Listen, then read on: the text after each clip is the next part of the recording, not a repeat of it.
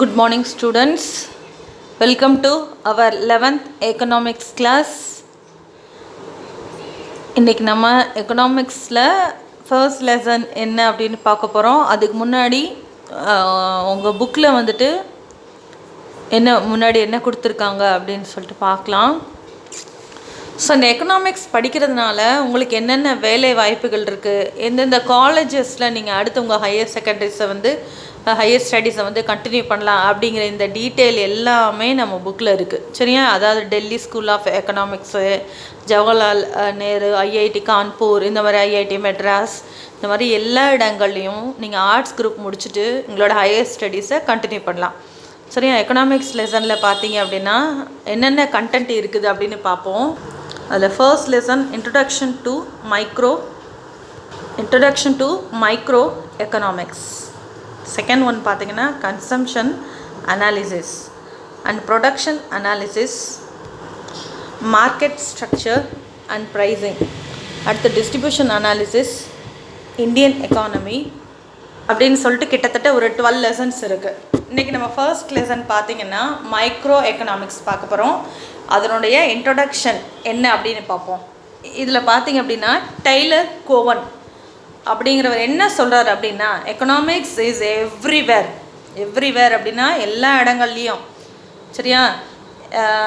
நம்ம செய்யக்கூடிய ஒவ்வொரு செயலையும் எக்கனாமிக்ஸ் வந்து பரவி இருக்குது எல்லா இடங்கள்லையும் அப்படின்னு சொல்கிறாரு. இப்போது நம்ம செய்யக்கூடிய ஒவ்வொரு நடவடிக்கையிலையும் ஒவ்வொரு ஆக்டிவிட்டிலையும் எக்கனாமிக்ஸ் சப்ஜெக்ட் இருக்குது. எக்ஸாம்பிள், இப்போ கடைக்கு போய் ஒரு பொருள் வாங்குறீங்க, that is called economics. Consumption, ஒரு பொருளை கடையில் விற்பனை செய்கிறோம் அப்படின்னாலும் தட் இஸ் சேல்ஸ். ஸோ இது எல்லாமே எக்கனாமிக்ஸ் தான். To understanding economics can help you make better decision. அதான் நீங்கள் எக்கனாமிக்ஸ் படிக்கிறதுனால பெட்டர் டெசிஷன் எடுக்கலாம். என்ன பிஸ்னஸ் பண்ணலாம், எப்படி அதில் ப்ராஃபிட் வரும், எந்த சுச்சுவேஷனில் நம்மளுக்கு லாஸ் ஆகும் அப்படிங்கிறத பற்றி படிக்கலாம். சரியா?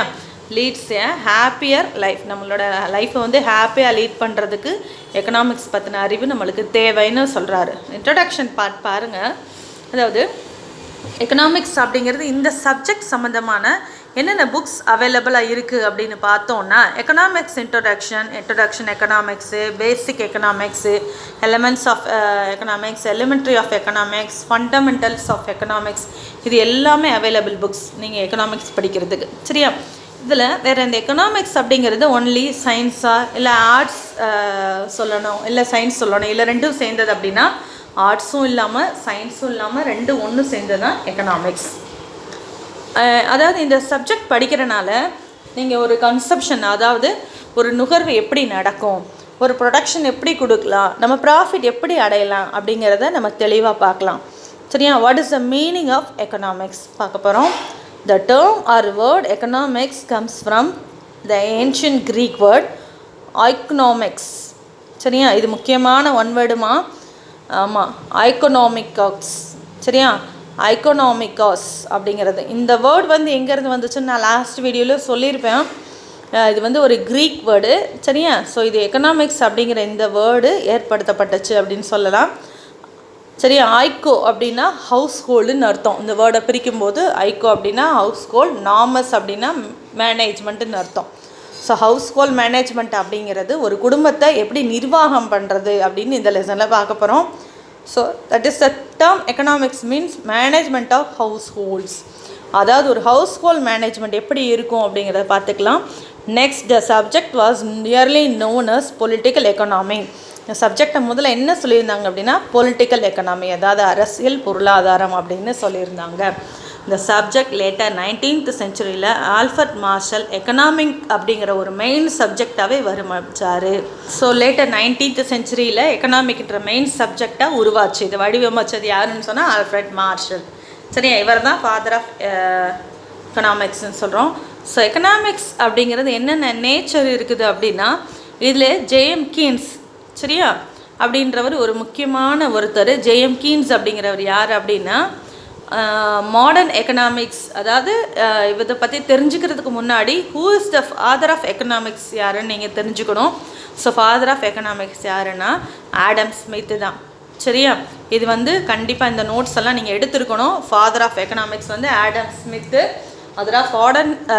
ஃபாதர் ஆஃப் மாடர்ன் எக்கனாமிக்ஸ் யாருன்னு கேட்டால் ஜேஎம் கீன்ஸ். ஃபாதர் ஆஃப் எக்கனாமிக்ஸ்னால் Adam Smith, father of modern economics அப்படின்னா ஜேஎம் கின்ஸ். ஸோ இவர் என்ன சொல்லியிருக்காரு அப்படின்னா, எக்கனாமிக்ஸ் ஸ்டடீஸ் அப்படிங்கிறது நம்ம படித்தோம் அப்படின்னா ஒரு என்ஜாயபிள் சப்ஜெக்டு, ஒர்த்ஃபுல் சப்ஜெக்டு, எக்ஸைட்டிங்காக படிக்கணும், இன்ட்ரெஸ்ட் எடுத்து படிக்கணும் அப்படின்னு சொல்லிட்டு சொல்கிறாங்க. நெக்ஸ்ட்டு இதை படிக்கணும் அப்படின்னா நம்மளுடைய கன்சம்ஷன் எப்படி இருக்கும், நம்மளோட ப்ரொடக்ஷன் எப்படி இருக்கும், இதனுடைய ஸ்டேஜஸ் எப்படி, என்னென்ன ஸ்டேஜில் எப்படி இருக்கும், ஒரு தனி மனிதனுடைய வான்ஸ், அதாவது விருப்பத்தை பொறுத்து அவனுடைய எண்ணங்கள் எப்படி சேஞ்ச் ஆகும், அதை பொறுத்து அவன் பொருளை கடையில் வாங்குறது, அவனுடைய விற்பனை செய்கிறது, இன்னோவேஷன் கொடுக்கறது, இதெல்லாம் எப்படி இருக்கும் அப்படிங்கிறத பற்றி இந்த நேச்சுரலில் சொல்லியிருப்பாங்க. நெக்ஸ்ட்டு இதுக்கு 4 டெஃபனிஷன் சொல்லியிருக்காங்க. சரியா, ஒன்று என்ன அப்படின்னா ஆடம் ஸ்மித்தோட definition, wealth definition. Second one பார்த்திங்கன்னா ஆல்ஃப்ரட் மார்ஷல் டெஃபனிஷன், அடுத்து வெல்ஃபேர் டெஃபனிஷன், அடுத்து லைனல் ராபின்ஸோடைய டெஃபனிஷன் சொல்லிட்டு இருக்கோம். நெக்ஸ்ட்டு சாமுவல்சனுடைய க்ரோத் டெஃபனிஷன். இப்போ தான் நம்ம லெசனுக்கே வந்திருக்கோம். ஸோ 4 டெஃபனிஷன்ஸ் இருக்கும். சரியா, இது வந்து கண்டிப்பாக ஒரு 2 மார்க்கில் கேட்குறதுக்கான சான்சஸ் இருக்கும். இந்த 4ஐயும் படிச்சுட்டு இதில் ஒரு 1 மார்க்கும் வரத்துக்கு சான்சஸ் இருக்குது. சரியா, ஆடம் ஸ்மித்து, மார்ஷல்தோடைய வெல்த் டெஃபனிஷன், ராபின்ஸ் உடைய டெஃபனிஷனு, அடுத்து சாமுவல்சனுடைய டெஃபனிஷன். சரியா, இப்போ 4 டெஃபனிஷன்ஸ் பார்த்துருக்கோம். சொன்னதை நல்லா நோட்ஸ் எடுத்து வைங்க. இப்போ என்ன சொல்லியிருக்கேன் அப்படின்னா, meaning of economics, I mean 2 mark question plus 1 mark question வரலாம். 4 டெஃபனிஷன்ஸ் ஆஃப் எக்கனாமிக்ஸ்னால் என்னென்ன நோட்ஸ் எடுத்து வச்சுக்கோங்க. சரியா, ஸோ இது மட்டும் இல்லாமல் ஃபாதர் ஆஃப் எக்கனாமிக்ஸ் யாருன்னு சொன்னேன், அதாவது பொருளியலோட தந்தை யார், ஆடம் ஸ்மித். சரியா, அடுத்து ஃபாதர் ஆஃப் மாடர்ன் எக்கனாமிக்ஸ் யார், சார்ட்ஸ். இப்போ what is the meaning, what are the introduction பார்த்தோம். இதில் ஸ்மித் வெல்த் டெஃபனிஷன், அடுத்து Marshall's welfare definition, Robbins scarcity definition and Samuelson growth definition.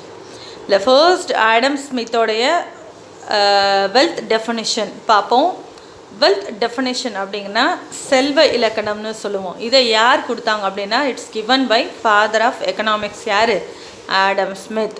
சரியா, இவர் வந்து எக்கனாமிக்ஸ் அப்படிங்கிறது எதை பற்றி படிக்கக்கூடிய அறிவியல் அப்படின்னா, ஒரு செல்வத்தை பற்றி, ஒரு பொருளாதாரத்தை பற்றி அல்லது பொருளியலை பற்றி படிக்கக்கூடிய ஒரு அறிவியல் அப்படிங்கிறதுனால இவருடைய டெஃபனிஷன் வந்து வெல்த் டெஃபனிஷன் அப்படின்னு சொல்கிறாங்க. சரியா, இவர் 1723 to 1790 இவர் எக்கனாமிக்ஸை பற்றின ஒரு கருத்துக்களை வெளியிடுறாரு. இவரோட புக்கு பேர் என்னென்னா, an enquiry into nature and causes of wealth. சரியா, வெல்த் ஆஃப் நேஷன்ஸ், அதாவது நாடுகள் இருக்கு இல்லையா, அந்த நாடுகளுடைய செல்வத்தின் இயல்பும், சரியா, அதனுடைய காரணம் பற்றிய ஒரு அறிவியல் அப்படின்னு சொல்கிறாரு. சரியா, economics is a science of வெல்த்துன்னு சொல்லியாச்சு. அதாவது பொருளியல் அப்படிங்கிறது செல்வத்தை பற்றிய ஒரு அறிவியல். இது வந்து ரொம்ப இம்பார்ட்டண்டான ஒரு லைன். இதை சொன்னவர் யாருன்னு கேட்டால் ஆடம் ஸ்மித். சரியா, இவர் தான் ஃபாதர் ஆஃப் எக்கனாமிக்ஸ். இவர் என்ன சொல்கிறார் அப்படின்னா, he considered that the individual of the society wants to promote his own gain and in this process ஒவ்வொருவரும் தன்னுடைய செல்வத்தை எப்படியெல்லாம் பெருக்கிக்கொள்ளணும், எப்படி பொருளை வந்து நம்ம சம்பாதிக்கணும், தனி மனுஷன் தன்னுடைய முன்னேற்றத்தை விரும்புவதாக, அதாவது அதற்காக லாபம் ஏற்கக்கூடிய செல்வத்தை எப்படி பெருக்கணும் அப்படிங்கிறத பற்றி சொல்லியிருக்காரு. he is guided and lead by an invisible hand. invisible hand அப்படின்னா நம்ம செல்வத்தை வந்து ஈட்டுவதற்காக, செல்வத்தை சம்பாதிக்கிறதுக்காக நம்மளுக்கு பின்னிருந்து தள்ளக்கூடிய ஒரு சப்போர்ட்டிவான ஹேண்ட். அதாவது நாம் செல்வத்தை எப்படியெல்லாம் சம்பாதிக்கலாம், ஸோ நம்ம பொருளை எப்படி சம்பாதிக்கிறது அப்படிங்கிறதுக்கான ஒரு உந்து சக்தியாக தான் இவருடைய டெஃபனிஷன் இருக்குது. So he is state than every man has motivated in her self interest. ஒவ்வொரு மனுஷனும் தன்னுடைய சொந்த முயற்சியில் எப்படி வந்து நம்மளுடைய எக்கனாமிக்கை வந்து இன்க்ரீஸ் பண்ணலாம் அப்படின்னு சொல்லியிருக்காரு. It means that each person was his own goods. ஒவ்வொரு நபரும் தன்னோட சுய நன்மைக்காக உழைக்கிறான். சரியா, தன்னுடைய தேவைக்கு தானே உழைக்கிறோம். அதாவது நெக்ஸ்ட்டு பார்த்திங்கன்னா, இந்த பொருளை வந்து அதிகமாக உற்பத்தி செய்வதற்காக இவர் என்ன மெத்தடு ஃபாலோ பண்ண சொல்கிறாரு அப்படின்னு பார்த்தோன்னா, டிவிஷன் ஆஃப் லேபர் அப்படிங்கிற மெத்தடை வந்து ஃபாலோ பண்ண சொல்கிறாரு. டிவிஷன் ஆஃப் லேபர் அப்படின்னா என்னது? ஒரு வேலையை வந்து பிரித்து கொடுக்குறது, வேலை பகுப்பு முறை அப்படிங்கிறத சொல்லியிருக்காரு. இது அதை இன்ட்ரடியூஸ் பண்ணவரும் யார் அப்படின்னா ஆடம் ஸ்மித் தான். டிவிஷன் ஆஃப் லேபர் அப்படின்னா ஒரு வேலையை பல பேருக்கு ஈக்குவல் பண்ணி கொடுக்குறது. ஸோ அப்படி கொடுக்குற மூலமாக அதனோட ப்ரொடக்ஷனை அதிகப்படுத்துறது.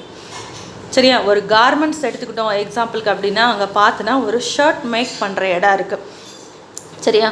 ஒரு ஷர்ட்டை வந்து உற்பத்தி பண்ணக்கூடிய ஒரு கார்மெண்ட்ஸ் எடுத்துக்கிட்டோம் அப்படின்னா, அங்கே ஒரு ஷர்ட்டை வந்து ஒரு ஆள் மட்டும் ஸ்டிச் பண்ண மாட்டாங்க. சரியா? கை 2 ஒருத்தர் ஜாயின் பண்ணுவாங்க, காலை ஒருத்தன் தனியாக தைப்பாங்க, பட்டன் வைக்கிறவங்க ஒருத்தவங்க இருப்பாங்க, ஃபுல்லாக ஷர்ட்டை எல்லாம் மேக் பண்ணுறது ஒருத்தவங்க, அதை ஒருத்தன் அயன் பண்ணுவான், ஒருத்தன் மடித்து வைப்பான். ஸோ தனித்தனியாக ஒவ்வொரு வேலையும் ஒவ்வொருத்தர் தனித்தனியாக செய்வாங்க. அப்போ ஒரு முழு சட்டைக்கு முழு குறைந்தபட்சம் 1 hour தான் ஆகும். ஸோ இதுதான் வேலையை பகிர்ந்து செய்யும்போது அதனுடைய உற்பத்தி என்ன செய்யும்? அதிகமாகும் அப்படிங்கிற இவரோட கான்செப்ட் வந்து ரொம்ப முக்கியமானது. நோட் பண்ணி வச்சுக்கோ. ஸோ இந்த வேலை பகுப்பு முறை, அதாவது டிவிஷன்ஸ் ஆஃப் லேபர் அப்படிங்கிறது ஒரு தனி மனிதர் வேலை செஞ்சார், ஒரு உற்பத்தியை செஞ்சார்னா ரொம்ப டைம் ஆகும். ஒரு வேலையை பல நபர் பகிர்ந்து செய்யும்போது உற்பத்தி அதிகப்படுத்தும் அப்படின்னு சொல்கிறாங்க. அதாவது நிறைய சொசைட்டியும் நிறைய ஃபேக்ட்ரியும் இந்த வேலை பகுப்பு முறையை கையாண்டதுனால உற்பத்தி அதிகப்படுத்தி லாபத்தை பெற முடியுது அப்படின்னு சொல்கிறாங்க. சரியா? ஸோ லாபத்தையும் பெற முடியுது. Supply force is very active and amount is made available to the consumers at the lowest price. அதாவது குறைந்த கன்சியூமர்ஸ், நுகர்வோர் குறைந்த நிலையில் நிறைய பண்டங்களை, நிறைய உற்பத்தியை கிடைக்கிறதுக்கு வாய்ப்பு இருக்குது. இந்த புக்கு எப்போ பப்ளிஷ் ஆகுது அப்படின்னு சொல்லிட்டு பார்த்தோன்னா, த வெல்த் ஆஃப் நேஷன்ற புக்கு தான் ஆடம் ஸ்மித்தோட புக்கு. இன் 1776. கண்டிப்பாக இன்டீரியரில் புக் இன்சைடில் இது வர்றதுக்கு நிறைய சான்ஸ் இருக்குமா?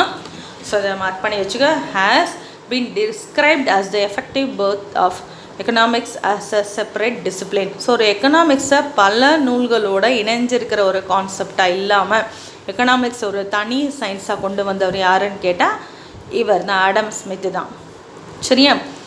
ஸோ இந்த ஆடம் ஸ்மித்தோடைய இந்த டெஃபனிஷனை வந்துட்டு ரொம்ப மைனூட்டாக பார்க்க வேண்டிய ஒரு மைய கருத்து என்ன அப்படின்னா, எதை பற்றி இருக்குது அப்படின்னு பார்த்தா, இது செல்வம் பற்றிய ஒரு இலக்கணம் அப்படிங்கிறது மட்டும் அவருடைய இதில் ஸ்ட்ராங்காக சொல்லியிருக்கிறாரு.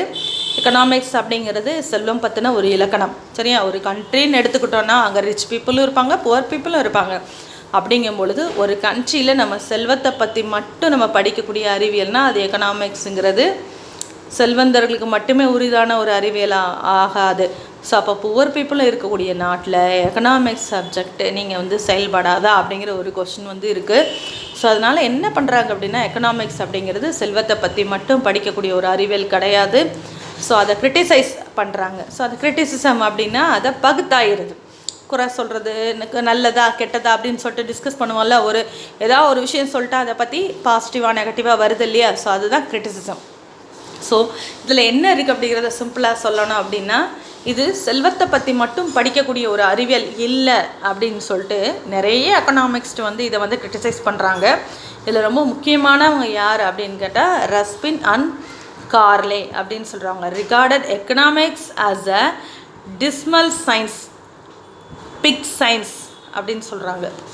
Economics is a decimal science, pig science or dark science அப்படின்னு சொல்கிறாங்க. அதாவது இருண்ட அறிவியல் அப்படின்றாங்க. அதாவது செல்வத்தை பற்றி மட்டும் படிக்குது, ஆனால் மனிதனுடைய நடவடிக்கைக்கு எந்த ஒரு ரெஸ்பான்ஸும் இல்லை அப்படிங்கிறதுனால எக்கனாமிக்ஸ் அப்படிங்கிறது ஒரு மகிழ்ச்சியற்ற ஒரு டெசிமல் சயின்ஸ் அப்படின்னு சொல்கிறாங்க. ஒரு மகிழ்வில்லாத ஒரு அறிவியல் அப்படின்னு சொல்கிறாங்க.